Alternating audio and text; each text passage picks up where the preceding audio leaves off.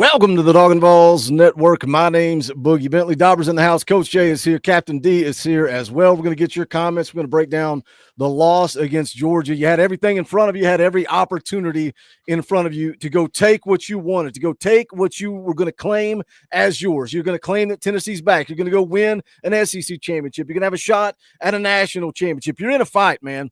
You were in a fight, and look, I get it. It's not the Georgia of old. Georgia's a good football team, and you got to give them credit for putting together a game plan. I personally think Mike Bobo whipped Tim Banks, and I know Kirk Herbstreit said the entire broadcast praised Mike Bobo.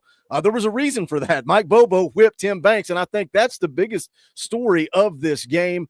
Now you got to sit back and you got to hope, you got to wish, you got to, you got to get some help. Is it over? Is the season over?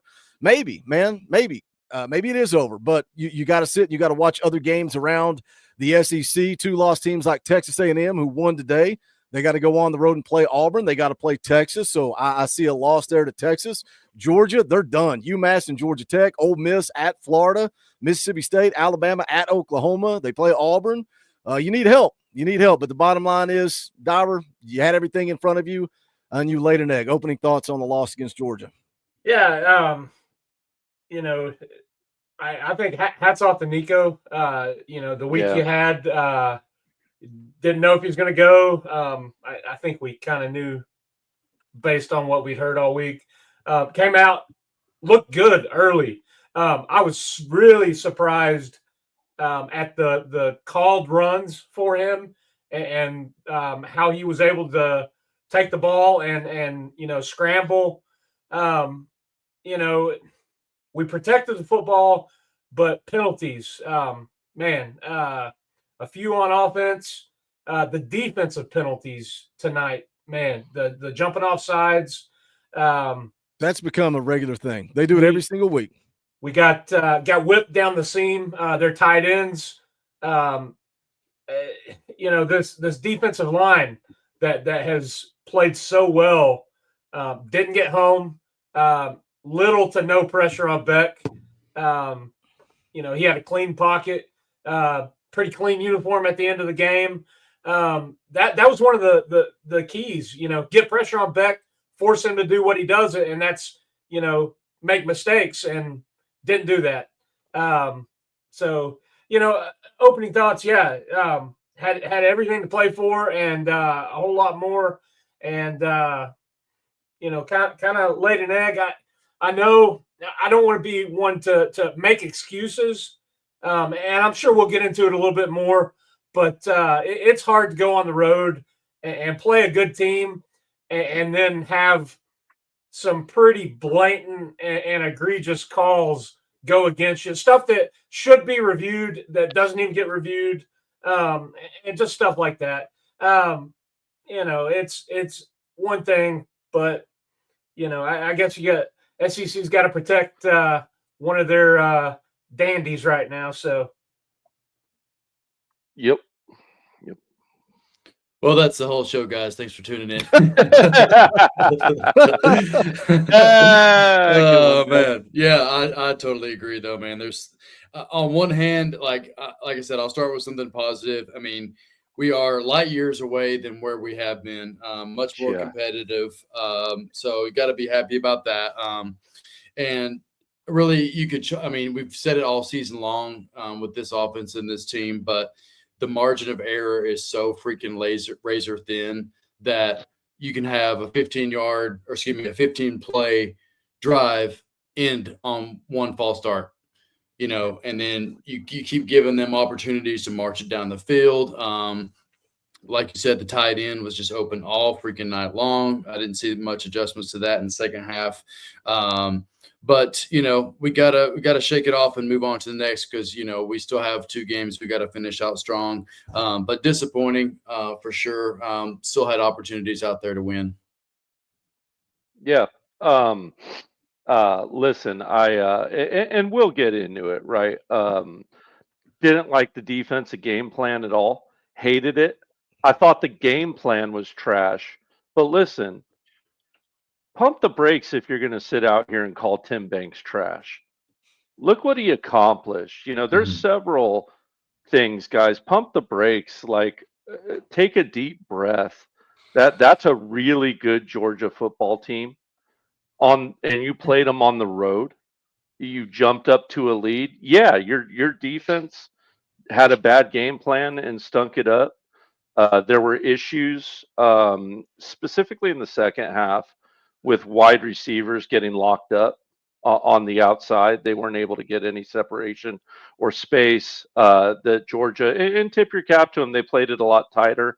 I think once they saw that they could kind of get away with PI whenever they wanted, they really tightened it up at that point. There is such a thing, I know, for me as a defensive coordinator. Once I see that that's loose out there, oh man, I lick my chops as a D coordinator. I'm playing press, I'm playing inch technique. I'm getting nasty about it when that's the case. So I think once they saw that happened in the second half, I thought we missed some opportunities to adjust to it. I loved it. If I go back to 22 in the sense of in the first half, specifically with the offense, if you go back to 22, I just watched that game recently.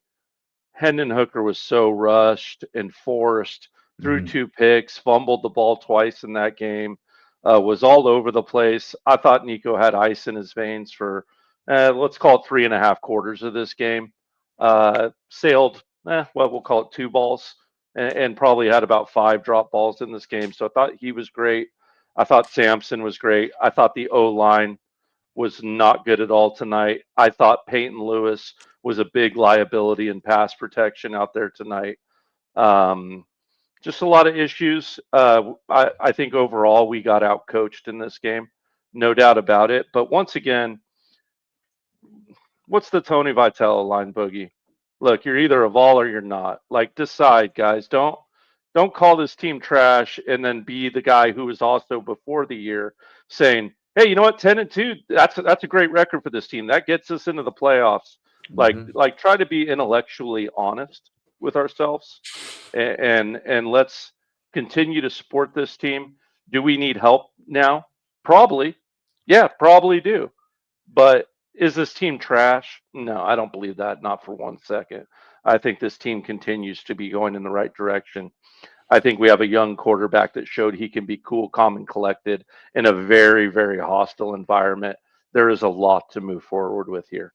Yeah, I think I even said it going into this game. Man, I said all week long I didn't feel confident about this game. I didn't feel confident about going on the road. I kept saying Georgia is still a really good football team. No matter what the narrative might be out there, they're still a good football team. And I even had the conversation with JP, who every week says that we're losing via text message. This week he didn't text me. Maybe I needed a negative Vols JP to hit me up to balance everything out in the world. But, he made the comment, oh, what do you want, another 10-2 season and a Cheez-It Bowl?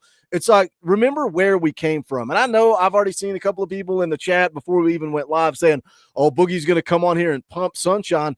I don't know that it's pumping sunshine versus saying, man, I remember the days when we were fighting, hoping, praying we could win 6 games so we could go to a bowl game. Now, that doesn't mean I'm accepting a loss to Georgia. It's time to get better and continue to grow and go win these freaking football games. And this is the next hurdle that we have to overcome, is going on the road and beating teams like Alabama, like Georgia. Yes, we beat Alabama twice. We beat Florida twice since Josh Heupel showed up, but that was in Neyland Stadium. And we got to figure out how to get over this hurdle on the road. Let me catch up with you guys in the chat. You all are being very generous. Dylan for 5 says, no more talk about an elite defensive line. No pressure all game.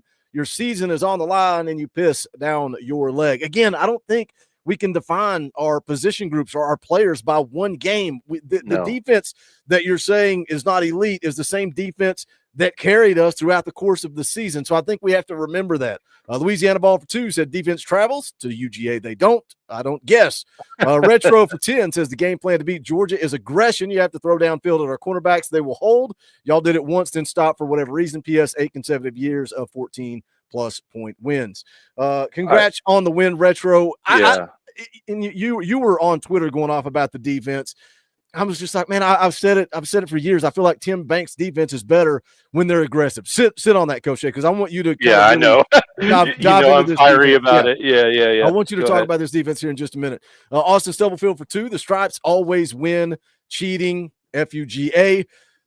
like Dauber said, and Dauber, bless your heart. When you do this, when you say, I'm not blaming the game on officiating, but you might as well go ahead and get ready. The comments are going to be that you are blaming the game on officiating. Nobody's going to hear that first part. But Lean the into bottom it, line is Dauber. the officiating was terrible. They were. It was horrible. Georgia won the football game. The officiating, however, was still horrible. Moondrop's beauty for 10. I'm very disappointed but proud of Nico. He did all he could. Why did we not throw the ball downfield more?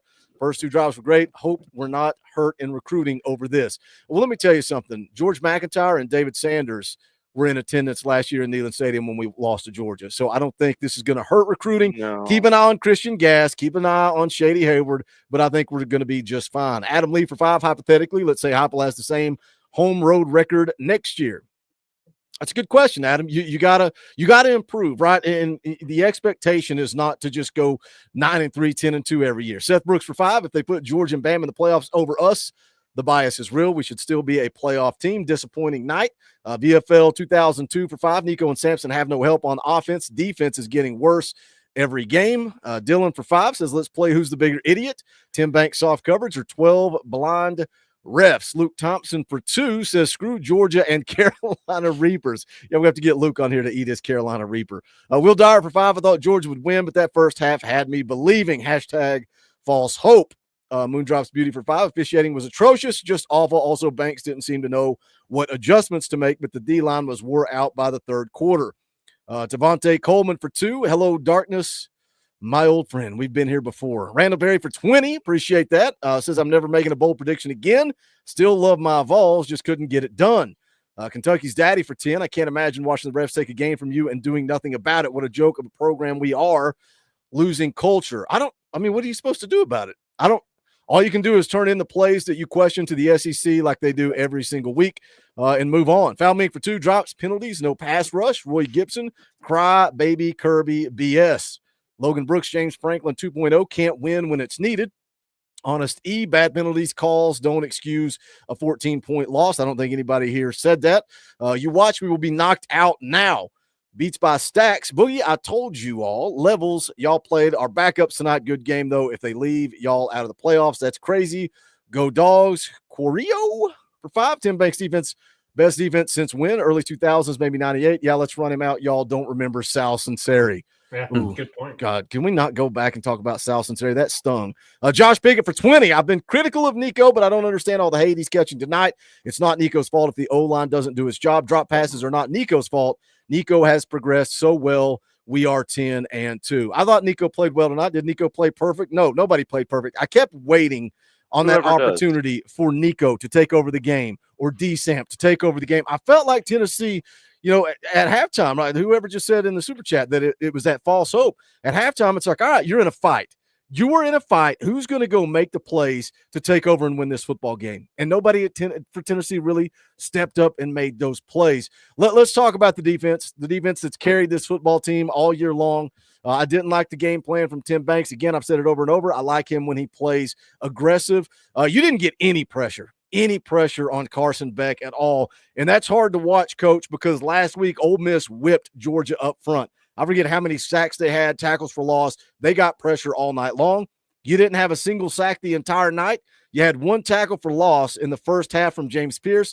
You had 1 tackle for loss in the second half from Bryson Eason. Outside of that, no pressure at all. Go a little bit more in depth with what you saw on defense from Tim Banks that you didn't like. Timid, plain scared. I'm not going to pull any punches. Not learning from previous mistakes is the part that hurts me the most.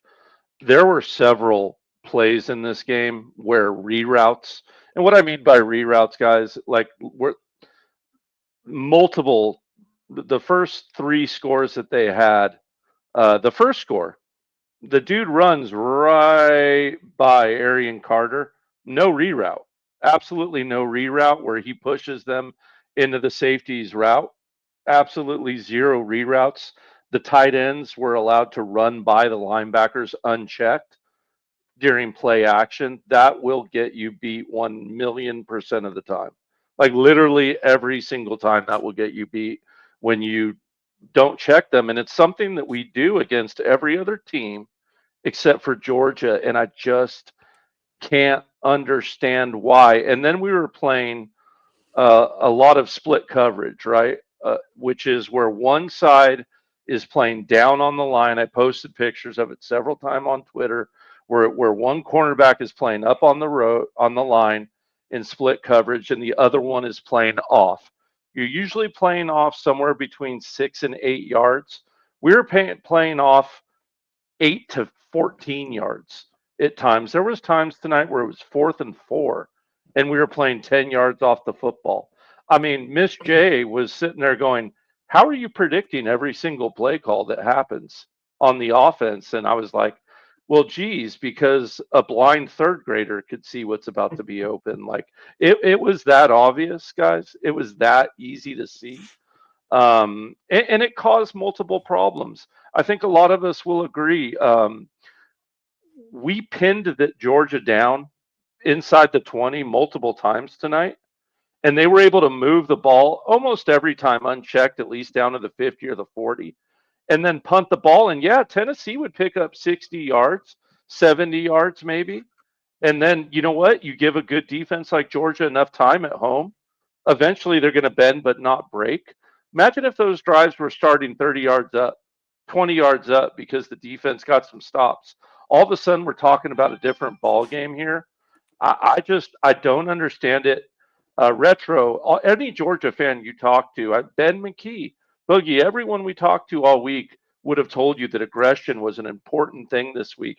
And I get as a defensive coordinator not wanting to overplay that hand because it can be used against you, but to completely abandon it is inexcusable in my humble opinion. Especially if you come out with a game plan, Dustin, and you're going conservative, you're dropping back, and then it's not working. And I guess you could argue that it worked early. You got a couple of stops, you got out to a 10-0 lead, but when Georgia starts kind of climbing back into it, I just felt like there was no change, no adjustment from Tim Banks at all in this football game. Just felt like we kept trotting out there in the same defense, doing the same thing, and just not getting any pressure. I mean, Carson Beck, I think it makes it even worse. He dropped back 40 times, 25 of 40, 346 yards and 2 touchdowns, 40 dropbacks, and we can't get a finger on it. Yeah, I think it should be a new rule for Tennessee fans in this channel. Is like anytime we think a quarterback's going to play that crap, they're going to roll on us. So we got to stop that. We got to stop that talk. But yeah, I mean, he had all day to throw. I mean, there was no. I mean, he is a good quarterback when you give him time, no doubt about it. And then the times that we did get pressure a couple of times, we overran the play, and he was able to skirt right down the middle on us. I think the touchdown and the play on their first scoring drive was the case with that. But yeah, I'm no expert when it comes to X's and O's. But yeah, just in general, like you said, I mean, even an average football fan can tell that, you know, this defense is much, much better when it's aggressive. You know what I mean? Mm-hmm. And I don't know. It's like at the same time, it's like I don't know that we've played much better when we're doing zone. It seems like we're doing a lot more man these days, which I think was maybe helping us a little bit on the edges, break up more passes than we've been used to. But at the same time, I don't know, Coach, are we beforehand, like let's say the Clemson game forever ago when they were getting so much pass rush, was that in a zone type coverage, and now we're shifting more to man and then not doing as much blitzing, or is it a little bit of both? Because I don't know. It's a little bit of both. It's been a matter of who we were playing.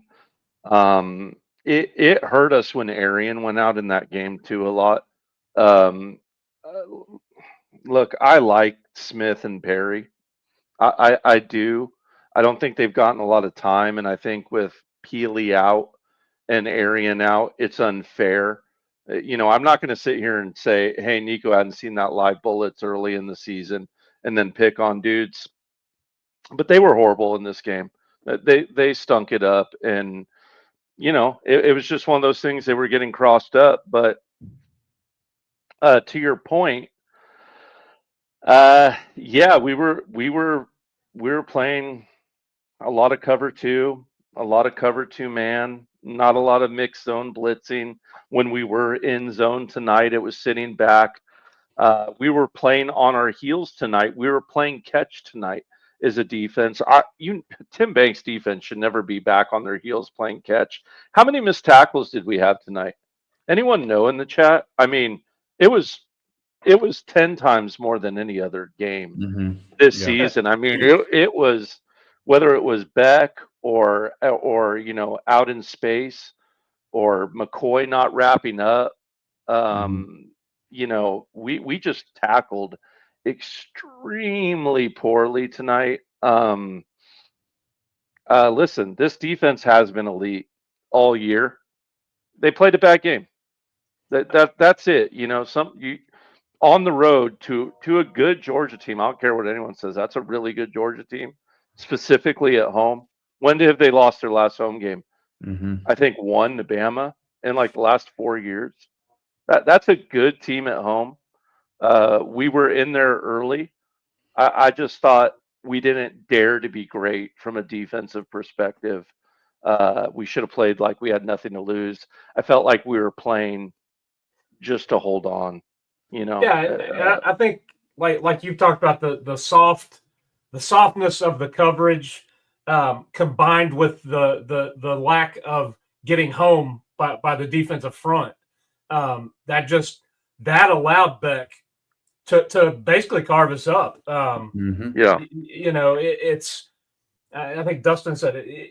Most D1 athletes at quarterback, you give them time in a free pocket. You put some guys on an island, they're going to find somebody, or they're going to scramble out and pick up the first down, as Beck was able to do multiple times. The thing that gets me, and I think Banks does deserve some criticism tonight on the game plan, and then the lack of adjustments that were made throughout the game, because it's not like Georgia really changed things up. They kept doing what they were doing, and we didn't have an answer for it. That's what sucks, because it's been this defense. This defense has been really, you look at a couple games, that's the reason we've got the record we do right now.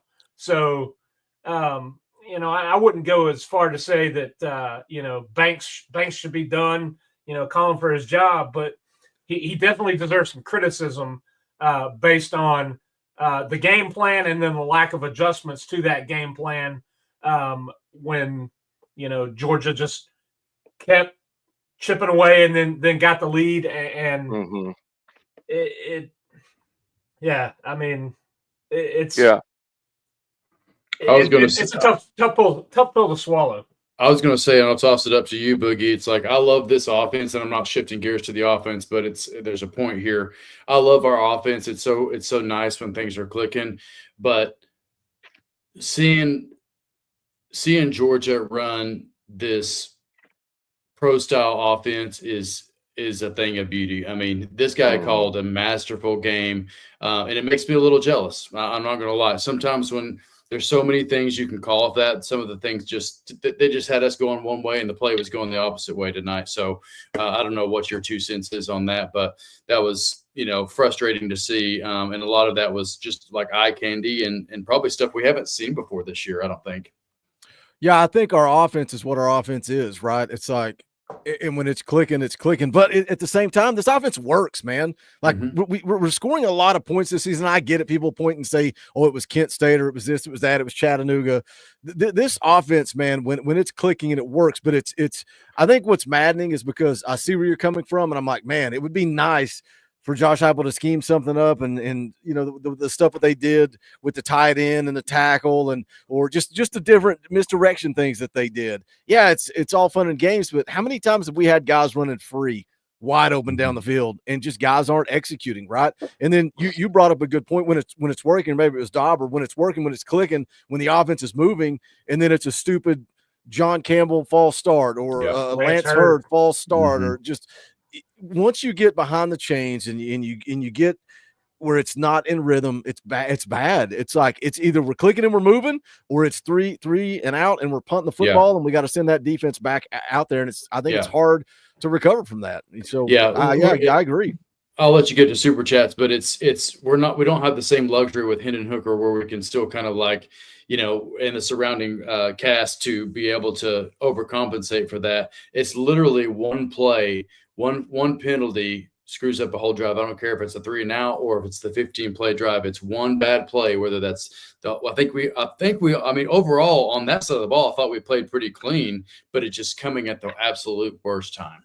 And not even just the penalties, lack of protection, man. How many times does Nico get sacked and that sets a drive back? And then also, how many times should Nico get sacked, but he makes a play with his legs and extends drives, right? I mean, it's frustrating. Both him and Sampson had some Houdini plays. They weren't pretty always, but like he's got some wiggle to him that he's only going to get better at that for sure.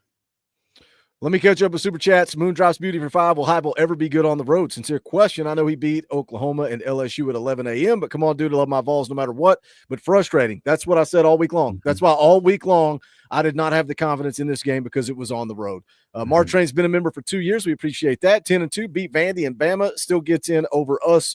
GBO, I'm fully prepared for that. Ball's going to ball for 5. Simply, our linebackers got exposed in coverage. Doesn't help. Beck had his best games of the year. GBO, let's win out and let the chips fall where they may. Coach Jay just mentioned Keenan Peely. We want to talk about the way we've struggled stopping the run the last few weeks. It all came when Keenan Peely went down. I think you got to note that. Go ahead. No, I was just going to say that. To me, that's the other part that's frustrating about playing that split coverage off like that is, Carson Beck was struggling.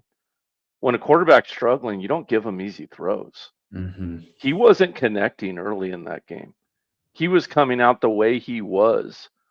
And then all of a sudden we backed off of him.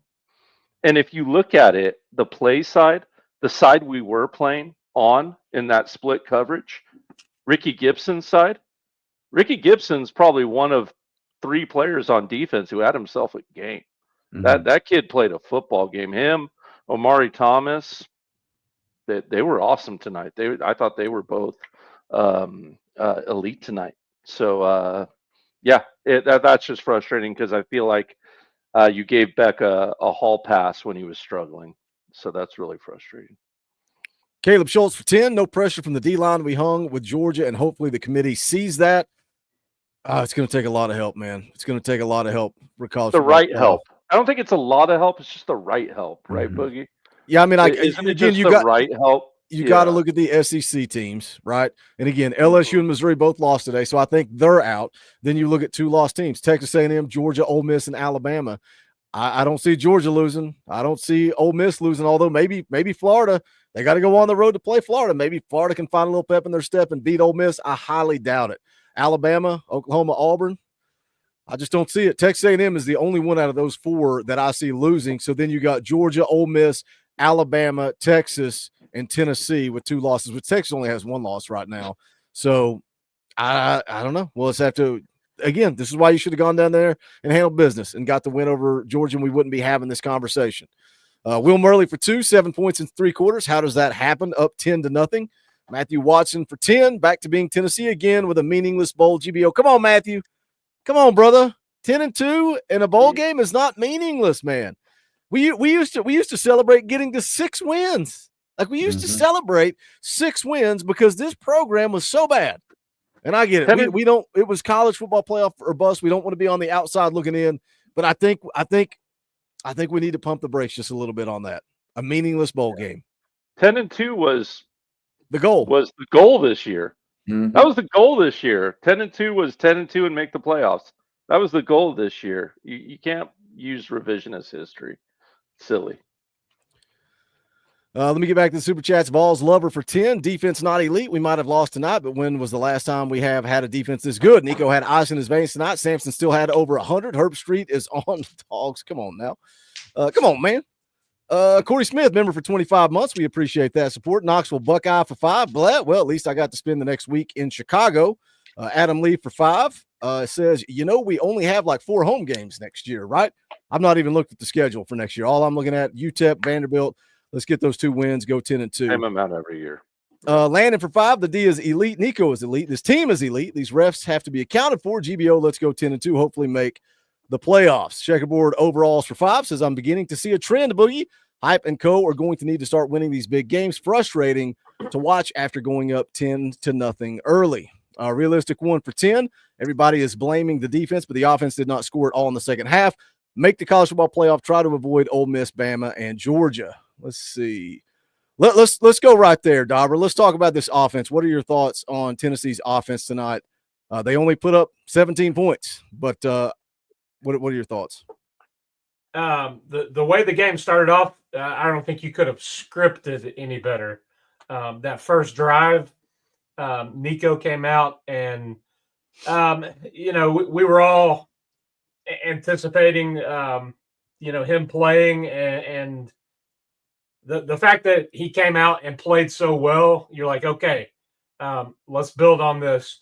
And we jump up to a 10-0 lead and, you're like, all right, we're rolling. And then we kind of let Georgia creep back into it. And then, we had some people in the chat talking, you offense tailed off in the second half. And I think Georgia made some adjustments. It was, I think Georgia's defensive adjustments kind of thwarted anything we were trying to do offensively later after that first drive. D Samp still had over 100, but Nico and Sampson can't do it all. I think early there was a lot more play calls that involved, the tight ends. We were using the middle of the field a little bit. How about the call on the goal line with Kitzelman? I thought that was a good call. Nice wrinkle.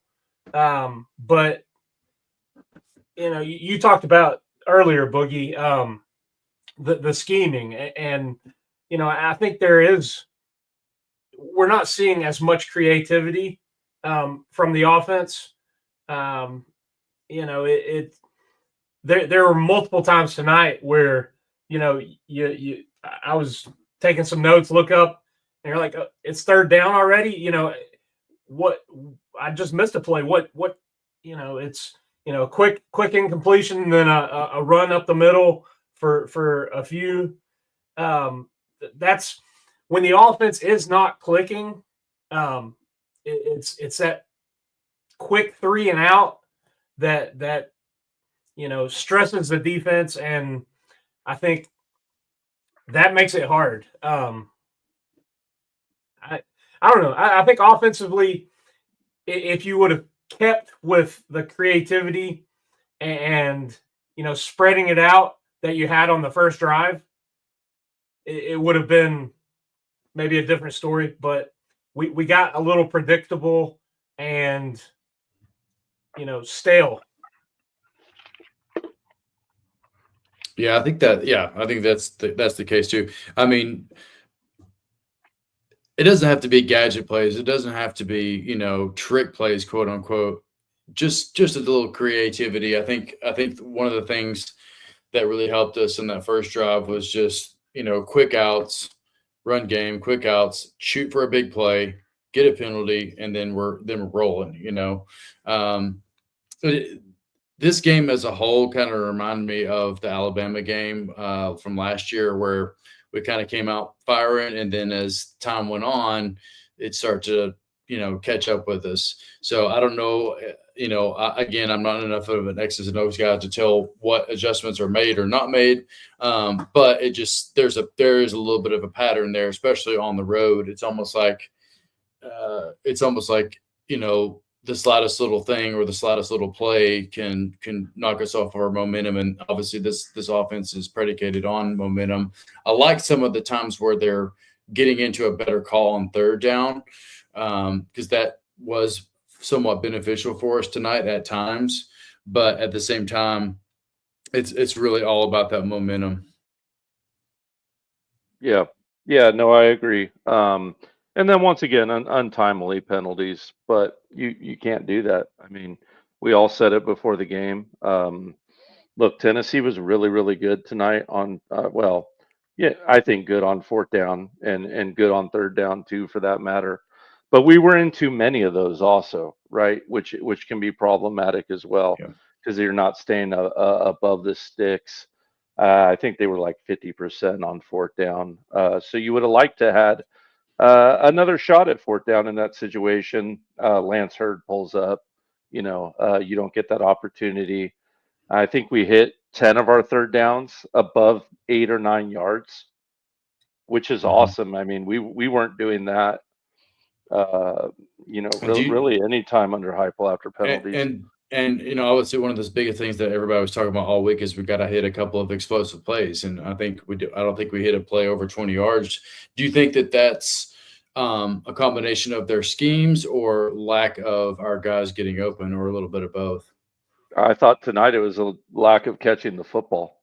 Yeah. A lot of those plays three of them that were over 20 yards were drop footballs Mhm. out of the 5 balls. So I thought that had as much to do about it as anything. Kind of thought Squirrel caught a tough break on his. I think that one was for like 19 though, right?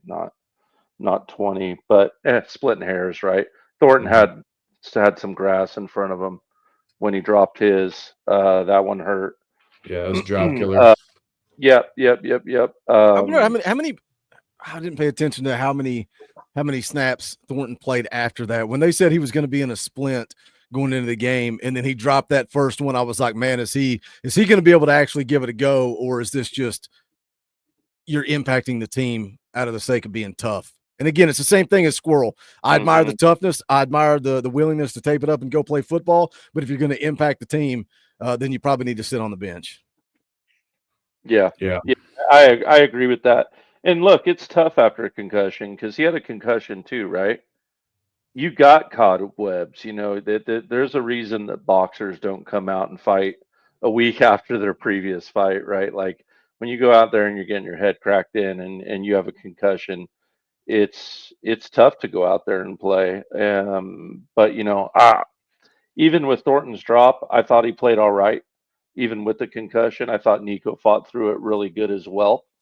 It once again, Georgia's a good team on the road, and I just I don't think we just laid it on the line enough to go win that game.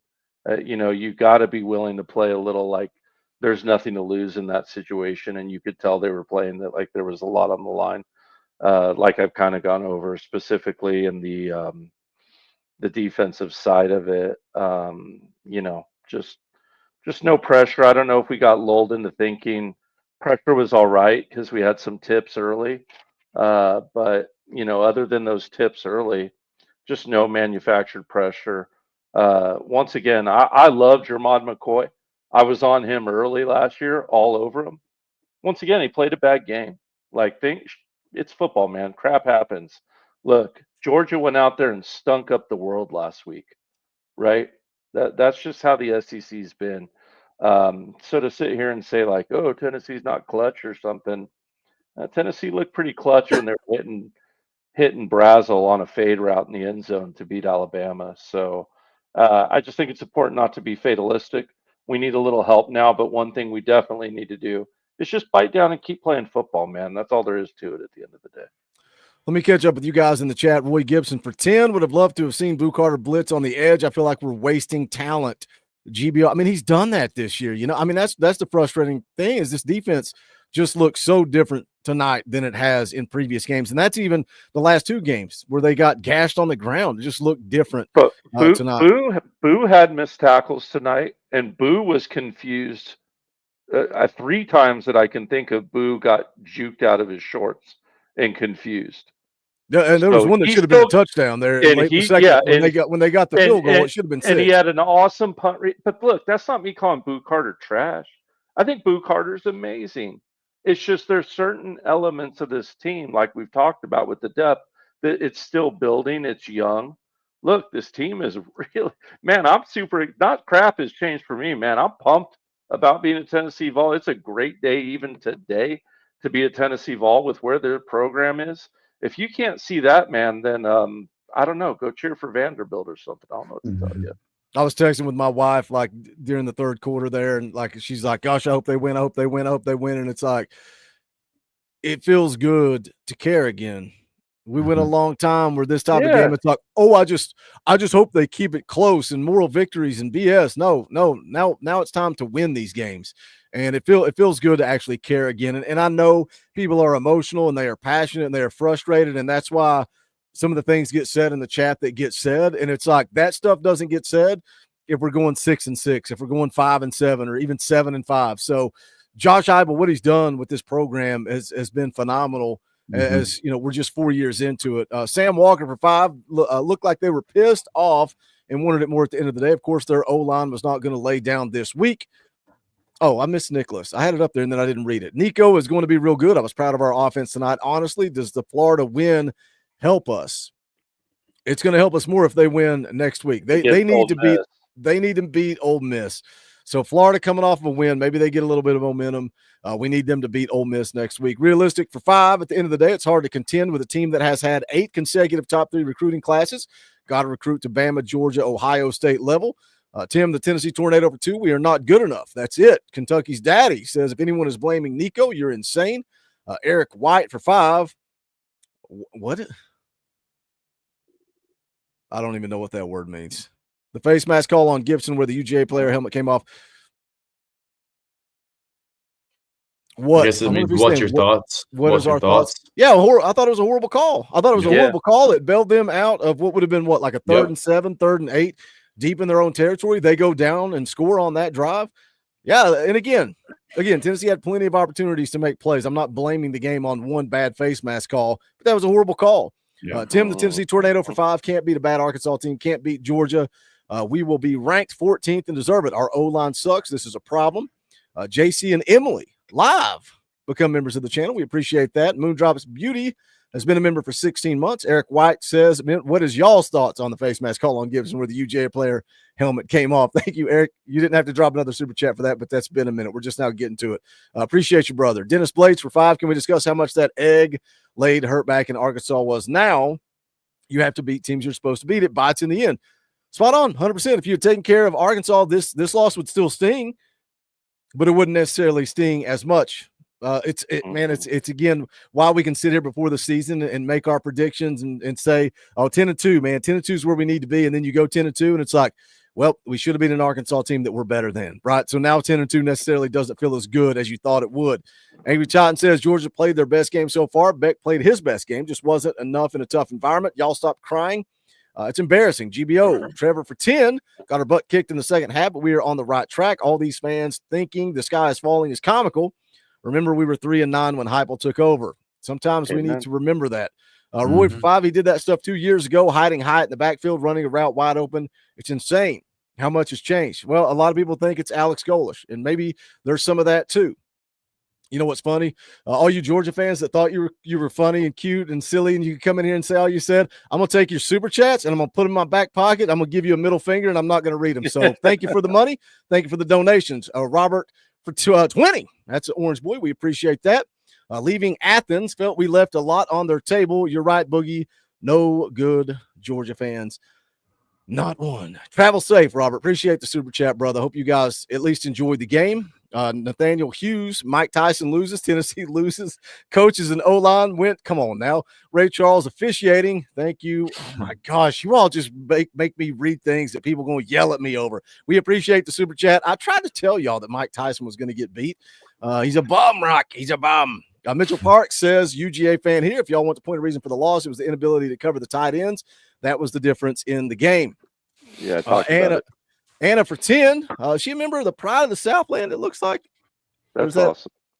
If it is, that is awesome. I thought Nico played well. Overall, I was disappointed with the D-line, but as always, go Vols. I will be there next week playing in the Pride, BFL. I probably should have read it before I made my assumption, but that is cool. Thank you, Anna, for the super chat. We appreciate that. So we're the Demon for 20. Like I have said all year, this team's future is bright. We belonged on that field. Bad calls from the coordinators cost us, but we will grow from this and keep going on. Georgia was always going to be tough. King Vol for 5. I think it would be better if A&M beat Texas. They have no good wins. Also, with how bad of a game the refs called, didn't help anything. That was a fumble. That's a fumble. He caught the football. He turned. He took 2 steps. And the typically the official on a bang play lets that play out, lets the play finish, and then they go review it. No, we're quick on the whistle. Let's shut it down so we can't review it. That was interesting. Harold for 10. Banks couldn't keep up with Bobo's adjustments. Heibel can't score enough with the deep balls taken away. See late drive that led to a punt. Can more talent realistically raise this ceiling? Yes. Yes. Yes. You get more talent on the offensive line. You get more talent. I think the wide receivers, man, I'll be the first one to say that I discounted Jalen Hyatt. I discounted Cedric Tillman. These receivers, we hyped them up as much as anybody. But I got J.D. Piquel attending practice saying we got 4 wide receivers that could start anywhere in the country, and we got 4 of them. So I don't know. What do you think about that, Dauber? Do you think – I think the talent gap is very close right now. And I think – I'm not sitting here selling this as a loss because Jimmy's and Joe's. I think we got out coached. We got out executed. But I think you continue to recruit. I think it will make this offense better. I think we've moved beyond that. We've got horses in the stables. We may not go, 3 and 4 deep like some of these teams we're trying to get to their level do. But there's one kid that has not been on the field as much as I'd like to see, and that's Mike Matthews. I think you put somebody out there with his speed and size, that's another threat and dimension. But you just said it.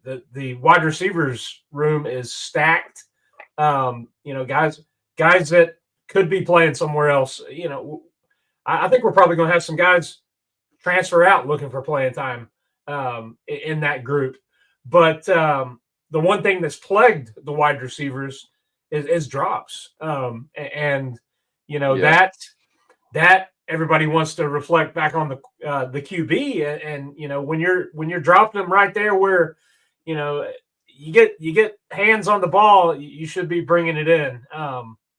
And that, Dustin brought up drive killers. That's a big momentum stop and instant drive killer right there. I think the wide receivers, they're there. You go back to, it takes everybody executing at the same time. Your offensive line, they have to get the job done to give your quarterback time. I mean, look at the other side of the field tonight. Beck had all the time in the world, clean pocket, and receivers getting open and catching the ball. So all 3 of those things have to happen. It just. Dauber, if I told you yesterday that Tennessee's going to be very balanced, they'll have a little more passing yards than running, 319 yards total offense in this game. Nico 20 for 33. Are those stats, do they ring as good enough to win with the way Tennessee's defense has played all year? You'd think yeah. That's pretty legit numbers. I mean, especially considering Sampson had over 100. 17 points wasn't enough, though. Obviously, we lost 31-17, but I thought you had to score more than 17. I thought the O-line got tired, too, in this game. I thought they played really, really hard early, and then somewhere in the third quarter, they were still playing hard, but they ran out of gas. It just felt like that to me. Specifically in the fourth quarter, it looked like they had nothing in the tank to me. But I'll throw this question to you, Dustin. Yeah. Offensively, go ahead. We've not been clicking and not been putting up the numbers that we did early in conference play, and that shows tonight. You go on the road against a tough opponent and you only score 17. I think you factor that in with the issues that, like Coach Jay talked about with the defense, playing soft and the lack of pressure and giving up all the chunk plays. to Georgia. I think they had 6 or 7 plays over 20, and we talked about we had big one. So the lack of scoring in conference play, I think, is something that this offense needs to work on. What are your thoughts? Yeah, I mean, we've seen it a couple of times where, like, or at least with this game, we finally march right down the field and do what we wanted to do and punch it in like the good old days of 2022. But I think I'm always a big picture guy, and it almost seems like there's not a very defined identity quite yet with this offense. I don't know if it just is what it is. It feels like ever since the NC State game where we went 12 personnel that we've just kind of like gone back to that and just kind of stuck to that. And it has been effective at times, but we're not seeing, at least for my eyes, like we're not seeing as much of the super spread that we're kind of used to, and the tempo not being quite up there. I mean, we're still running fast, but I just think there's a little bit of an identity thing where maybe it's just kind of based on the personnel that we do have right now. But going back to the receivers, it's like, I didn't hear Chris Brazel's name called all night long. I don't think he caught a pass, did he? So it's like, no. It's like yeah, he had one catch for 6 yards. But so I don't even know that he was targeted more than that.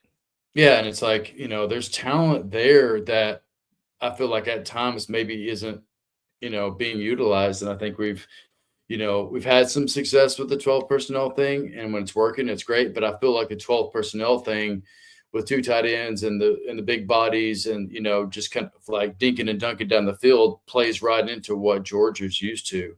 Whereas, and I guess once we start in that formation, it's kind of like we stay in that formation for the duration of the drive. And so it's kind of like feast or famine, right?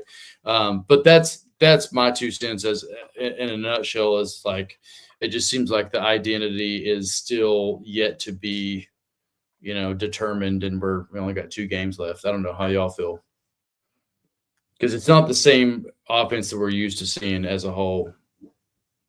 Do you think some of it is living on the defense? It doesn't yeah. seem like it's the up tempo. It's not. I don't know if that's and look, early in the year we were saying, hey, this is a good thing. Like they trust Nico to go out there and make the right checks, make the right reads, make the right throws. They don't have to live on tempo.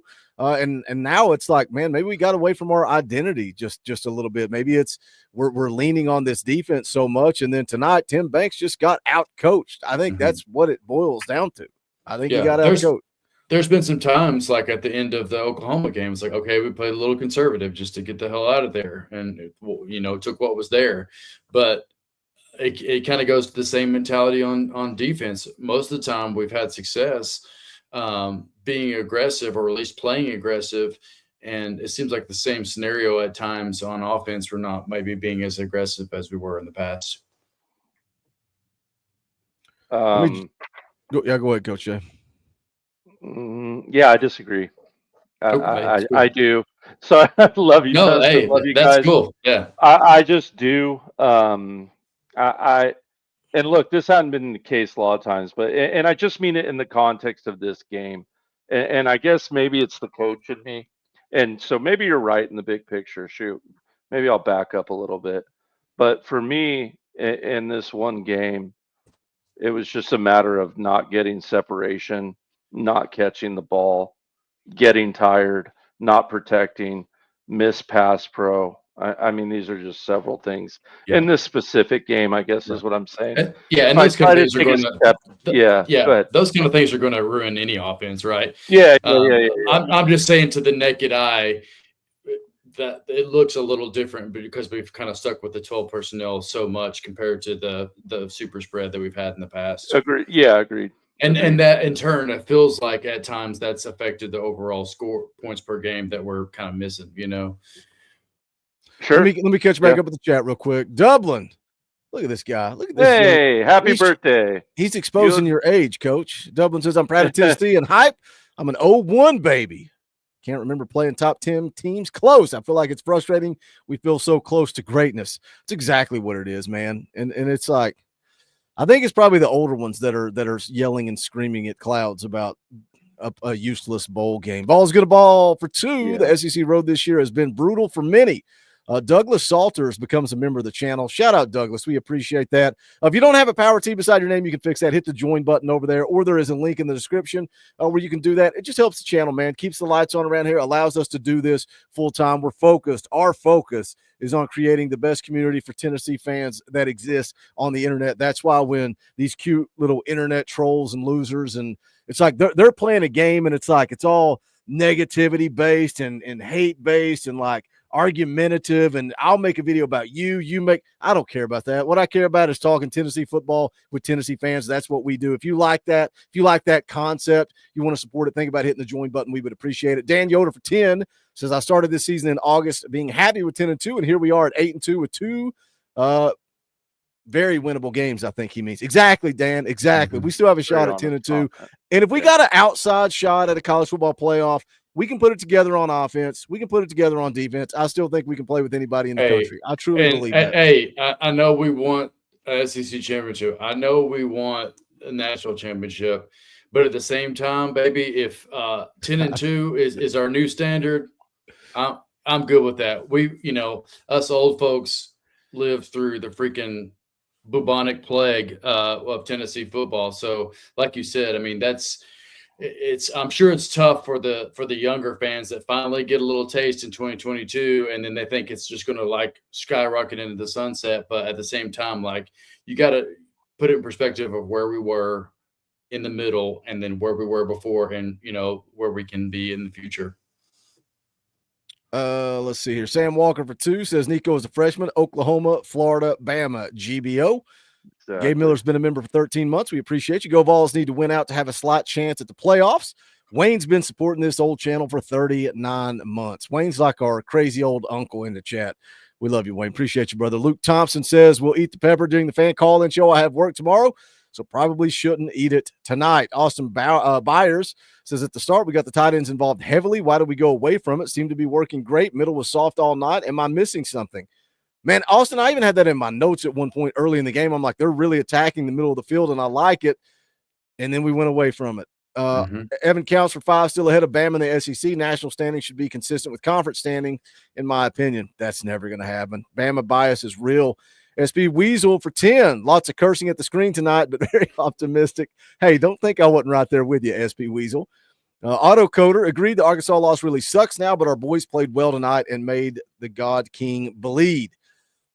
Evan Count says because of the win on the field. That's what should matter more than anything is the head-to-head matchups. Timothy McGee for 5. Bobo has more creativity in the offensive scheme than us. Evan Counts for 2 says we won the damn game. Buck Fama. Voice for radio. Coach Jay, what changes do the coaching staff on both sides of the ball need to start trying to implement to get us to the next level? Changes? Like who needs to go and who needs to stay? Is that how I'm understanding that? I took it as more schematically. Yeah. Is the way I took it. I mean, what changes do they need to make? Yeah. Unless you're saying fire everybody like some of the people in the chat. I mean, I don't know. From the defensive side, obviously I kind of said it, right? Yeah. We needed to play Tennessee football, and we didn't. We didn't play our brand of defense, right? We didn't play our game. We played their game. That you can't do that when you're a top 5 defense like we are. You have to play your game. You can't go in there in a championship heavyweight fight and go try to fight the other guy's fight. You got to fight your fight. That's number one. Number 2, I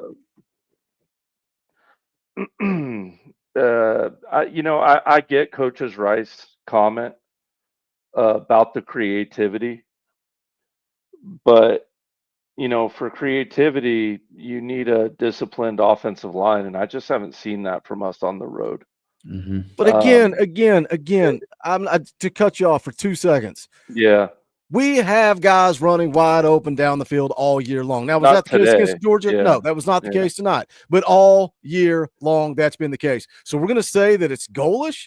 Like, did Golish overthrow receivers? Did Golish drop passes? Did Golish fumble the football? Is that goalish? It's like I don't get like, I do think Golish was valuable. I think Alex Golish is a great coach, but it's like, go back and rewatch the games. When you got guys wide open, it's kind of hard to blame the offensive coordinator. Tonight, different story. Tonight, I can see maybe looking for some creativity, but throughout the course of the entire season, I just disagree with that, man. I disagree with it. Sorry, Coach. I cut you off. No, you're okay. You're okay. You know,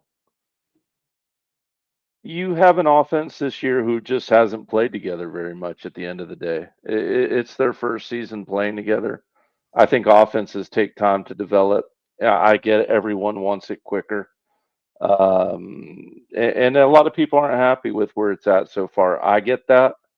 I think 10-2, if you get there, is really, really good position to be in while you're still growing. I guess that's what I'm going to keep leaning on. But at the same time, you're 10 games into the season. Yeah, but this isn't a plateaued team, I guess is what I'm saying. And this isn't a fully loaded, fully stocked, all talent team. You know, that's at the end of the day, you know. And look, we get up here and talk. We say what we see.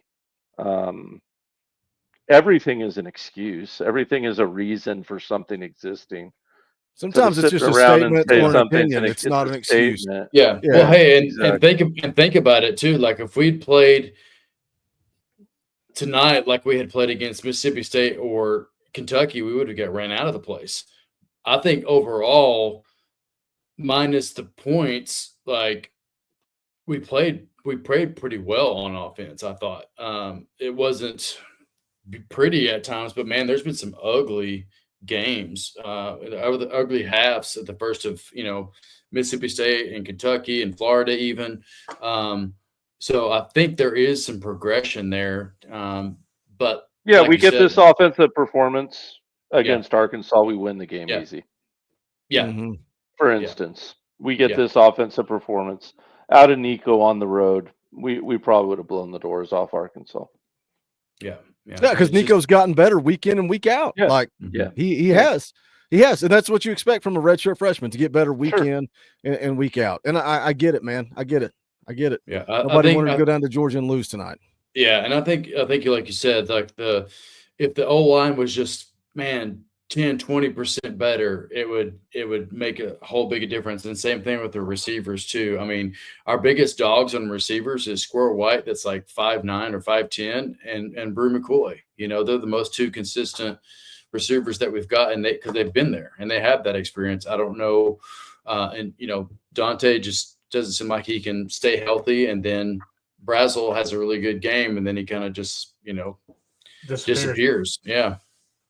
So we need consistency on those two fronts for sure, and obviously running back and all that, and the QB players is just been pretty stable. There's plays like Boogie said, there's plays out there to be had in spite of, you know, maybe not being as high flying as we were a couple of years ago.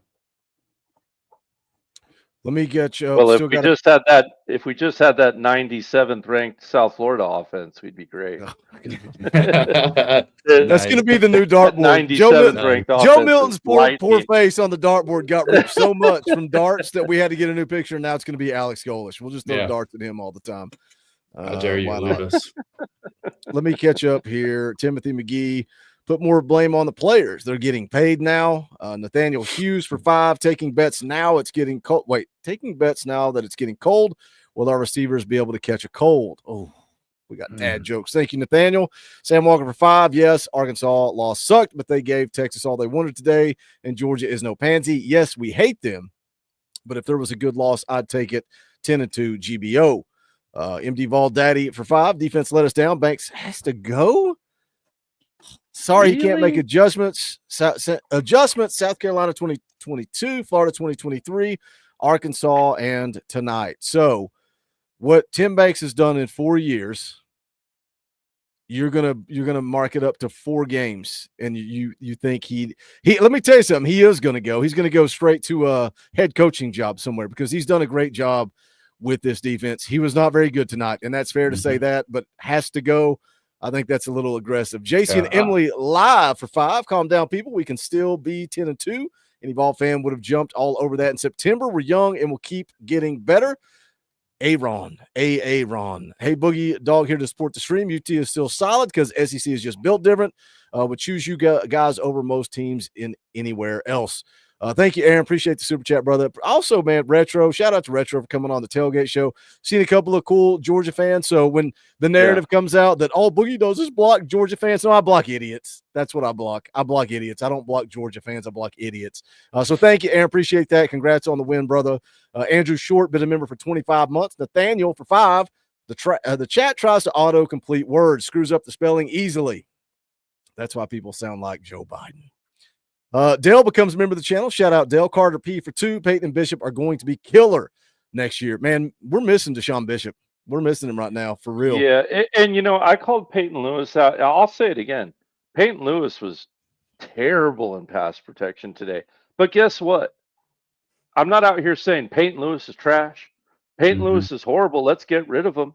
I think he's going to be an amazing player for Tennessee. I think he's going to be a freaking all-star. Yeah. Just, try to be even keeled here, people. Let's honestly assess things. Yeah. Well, and yelling at pride. Early on, Dylan Sampson got the quarterback hit a few times too. So it takes some time to, when you're used to carrying the ball in high school versus, having to block SEC linebackers and corners, it's a big difference. Let me catch you. We're almost caught up on Super Chats here. Matthew Watson for 5 on a positive note. Nico made some NFL throws. Peyton Lewis going to be special. Memphis Perry for 10. Like Dauber said earlier, start Mike Matthews. We need him on the field, guys. GBO. Jonathan Tolick for 5. Which happens first? UT wins a natty or Jimmy Himes learns how to correctly pronounce Nico's last name correctly? Correctly pronounced Nico's last name correctly. GBO. Tyler Maxwell for 5. Wonky officials, no pressure with this program. Staff and team are on the right path. It really hurt tonight. Got to continue to work and win. All love. Dan Yoder for 5 says Nico threw some big-time passes where he had to be perfect with no fear. Thank you, Dan. Appreciate the super chats. I just want to say we still got over 900 people watching. If you haven't smashed the thumbs up yet, if you hadn't hit that little thumbs up, if you would do that real quick, it does help the channel, and we would appreciate it. If it's your first time here, we appreciate you tuning in. They call this Talkin VAWLS therapy. It's way more fun on the win when people aren't mad and yelling at each other. But, man, we have been through some good times and bad here. So think about subscribing, clicking the bell for notifications. You want to rep Talkin VAWLS, you can go to bonfire.com/store/Talkin VAWLS. All kinds of merch, different colors, styles, designs, whatever you want. God bless and go Vols. VWO, Cruton with Boogie and the coaches. Lurker, it's all there. Check it out. We got rivalry shirts as well. Cult of 8. Letter theme shirts, Colt member shirts, whatever you want, go check it out. Bonfire.com/store/Talkin VAWLS. We appreciate all you guys and all of your support. Just a reminder on the schedule coming up. I'm going to sleep on it tonight, put some thoughts together. Day after video will come bright and early in the morning. We got a fan call-in show tomorrow night at 7 p.m. Eastern time. Eric Kane of VolQuest.com will be on the show Monday morning. Tuesday night, we play video games. That's right. We play video games. Wednesday night, Talkin VAWLS live. Timothy for 2 says that's why you need extra blockers, fullback type. Well, they have the tight ends back there some as well, too. Dauber, just final thoughts on the night. Where do we go from here? What are your thoughts on this team? I don't know. You can spin this however you want to spin it. Are you putting notes in your therapy session notebook down there, like just how you feel right now, so you can look back on it? Man, listen, 10-2.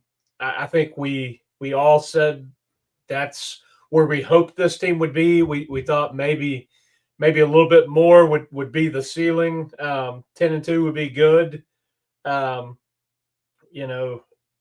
It's the way providing we handle business the next 2 games, the way we got to 10-2 is what kind of leaves a little sour taste in your mouth. Dropping the game in Arkansas. Somebody in the chat said it earlier. You drop that game, and then you have to beat guys that were toss-up games. And you look at. Here's the reality of things. This is the first time we talked about it Wednesday since '98 that we had the opportunity to beat the Big Three. in the same season. So that's, you know, this team is trending in the right direction. They're moving in the right direction. There are things you see week in and week out, glimpses. And we've done this. We've gone through position groups. We've talked on the offensive side of the ball, on the defensive side of the ball. We've got dudes. We've got guys in Knoxville that are going to be special in the years to come. And we've got guys that are showing out right now. But everything has to start clicking. I think this year we have taken not a step back offensively. It's just a different type of offense. And this team has found a different way to win, which was relying on the defense. Tonight, your offense started clicking and then kind of sputtered out. And then what you've relied on all season long to get to those 8 wins, the defense, they didn't bring it tonight. And it's one of those that there are days like that. There are games like that. I think you chalk it up to you go win your next 2, you get to that 10 wins, and we see what happens. We see where the chips fall. You don't like leaving it out there and having to rely on other teams and trying to slide in the back door. But if that's what happens, that's what happens. And this team has some things to improve on if by chance they do get into the playoffs, because you're going to be facing tough teams on the road or at a neutral site, and you've got some problems to solve. And that's from the top down. Some questions tonight. Is tonight an indictment on Coach Josh Heupel? Is that the thing? Can he not win on the road? We've that question's out there, and it's valid because these big games, apart from LSU and a couple others, you go on the road and seem to struggle. So if we could all play them all in Neyland, I think we'd be in a lot better shape. But yeah, I mean, you get the next 2, get the 10 wins, and I think it's where we wanted to be. It's just not how we wanted to get there. Yeah, I agree. Hey, shout out to special teams tonight, though. They played well. End on a positive note. But yeah, I don't know if it helps us if we somehow can just royally beat down Vanderbilt, but I would love to see that. And yeah, after these next 2 games, we still have to concentrate and make sure we get through those. 10-2 is not guaranteed. We can't let another South Carolina situation happen or another Arkansas situation happen at Vanderbilt. They're going to always give us their A game, and they're definitely playing better this year. So you got to take care of business, no question about it. But the world is not over. There's still a good chance, more than 50% chance, I think they said tonight, that we still get in. And that would be even better if some other things happen and fall our way. But in general, disappointing night, but I'm not as disappointed as I was in 2022 or, the previous years where we got beat by 28 points or whatever. So you can definitely, if you take a big step back and look at the big picture, there is a lot to be proud of considering where we've been, and only good things to come for sure, Coach. Yeah, I agree. Look, it's not where we need to be yet. And it's really hard to be, happy after a win, but this team is on the way up. I get everyone's frustration in the chat. I'm frustrated with this defense, but look, I'm also really proud and happy with this defense. I also think this offense is doing great things. 8th in the country, by the way, in total offense. I know some of you were debating the chat, but last year, 28th in total offense. So it's not really close, to be honest. It's a young offense. They need time. They'll get there. Got a lot of work to do, though, no doubt about it. I ain't calling it perfect. It's nowhere near perfect yet. Don't misunderstand what I'm saying. I think this offense has a long way to go, and I understand everyone's frustrated. But 10-2 is always what we needed to get to this year, and it was a lot of our expectation. Anything else was gravy. It's disappointing. It sucks, but and we need help. But I know what you can do. You can keep your head up. You can be proud of this team, and you can be bleed orange no matter what, and be proud of the product that's on the field. Because I'll tell you what, I'm super proud of the product that this school has on the field. And if you aren't, if you're in there bad mouthing them, like I said, I don't know what to tell you, man. Evan Count says Nokia Sugar Bowl. Timothy McGee says keep them back there. If you're going to put tight ends back there, keep them back there. Shout out, Timothy. Appreciate you. Paul Lindsay for 10. Nothing to say, just a tip in the tip jar. We appreciate you, Paul. Thank you for the support. Christina becomes a member of the channel. Thank you, Christina. I bet she felt bad because Robert was a member, and she's like, man, Boogie never going to highlight my comments. I better quickly fix that and become a member. So shout out, Christina. MD Vol Daddy for 5. Sorry, winning 14-3 at Arkansas, and we lose. Banks isn't the guy. I just disagree. I disagree that we're ready to fire Tim Banks, who we were all praising as the greatest thing ever like 3 weeks ago. Coach Rice says Chattanooga, NC State, and Kent State. Yeah, guess what? Played crap teams last year too, though. Every team in the country plays crap teams. Every team in the country. Bama played Mercer today. Kentucky played Murray State. Those teams collectively are 2-19 this season. 2-19. How did you spit that off the top of your head? You had to be on your phone. Because I won money betting against those teams today, Boogie. That's how I know. Because I'm a sick gambling addict who's got to bet on Northampton Chipmunks every other Saturday. I don't know what to tell you. I'm sorry. I think people are quick to forget getting pushed around by Boogie's second team, App State. Getting beat by Georgia State. You know, guys. By the way, App State beat Georgia State when I went to see them play earlier this year. Shout out Mountaineers. I know you're complaining. We play who's on the schedule. Yeah. And, sorry, my dyslexia was working up. Murray was 1-9. Mercer was 9-1. Sorry, my bad. It's late. It was a tough day. But either way, you look at those teams. Those are games that were close 6 years ago. We're beating the teams we should, beating them the way we should. You know, I think tonight just boils down to execution, mistakes, and a few bad calls.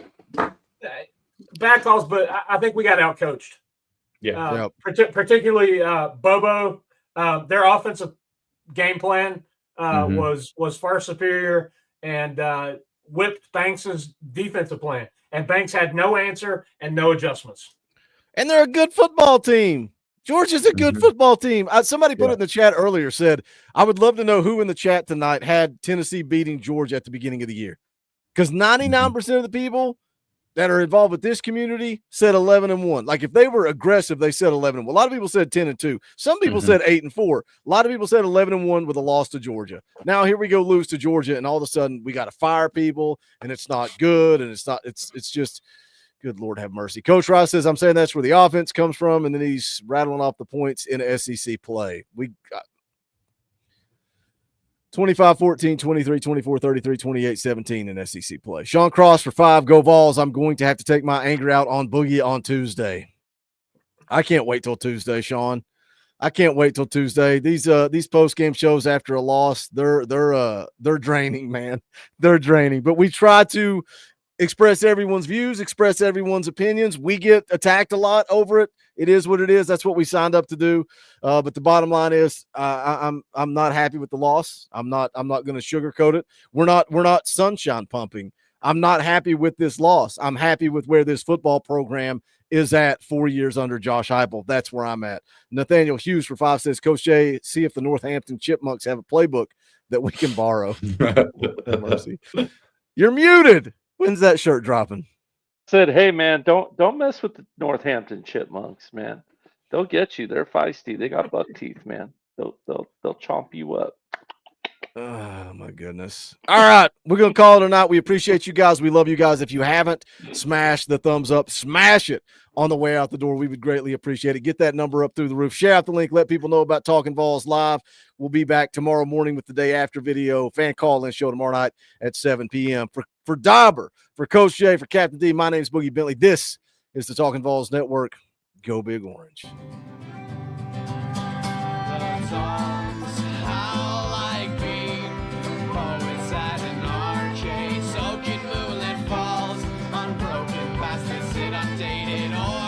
That we call home and it's night and I'm alone and